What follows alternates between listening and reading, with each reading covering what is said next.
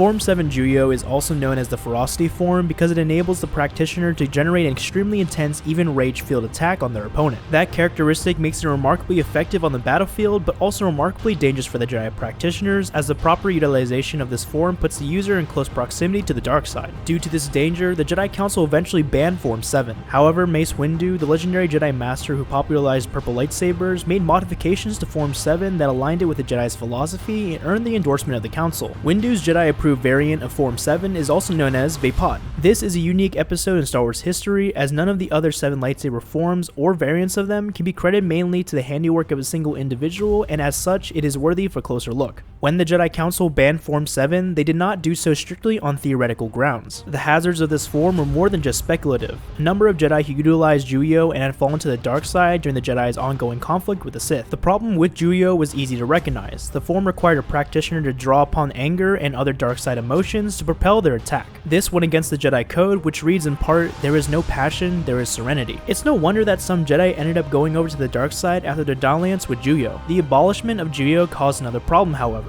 Although the Jedi stopped using Juyo, the Sith did not. That meant the Sith had access to a formidable combat style denied to the Jedi. Mace Windu recognized that Form VII held enormous potential that should not be simply dismissed, and he went about altering Juyo in a way that would allow it to be safely used by the Jedi and against the Sith without diminishing its power. He did this by developing a technique in which, exercising an enormous degree of self-control, he could draw upon his negative emotions while remaining in control of them. In the heat of combat, Windu utilized Vaapad to help him command his passions as opposed to letting them command him. In the Revenge of the Sith novelization, Mace Windu explains why he created Vaapad. It reads, "I created Vaapad to answer my weakness. It channels my own darkness into a weapon of light." Therefore, he was able to generate the overwhelming onslaught associated with Juyo without succumbing to the dark side. Windu's mastery of Vaapad and the aggressive tactics linked to this form served him well in his duels against adversaries like Mother Talzin, Proset Dibs, and Darth Sidious. Although Windu was able to persuade the Jedi Council to authorize the use of Vaapad, he encountered difficulties when it came to teaching the new form to others. Much of that had to do with Windu's own reluctance. He knew that Vaapad was dangerous to the practitioner, so he had to select his pupils very carefully. Only a few Jedi ever received proper training in Vaapad from Windu. The most notable of Windu's students was Jedi Master Balaba. Although she was widely recognized as an accomplished teacher of Form III Ceresu, Balaba is not known to have ever passed down the secrets of Vaapad to Kanan Jarrus, who was her Padawan. After Order 66 and the Jedi Purge, Vaapad began falling into obscurity.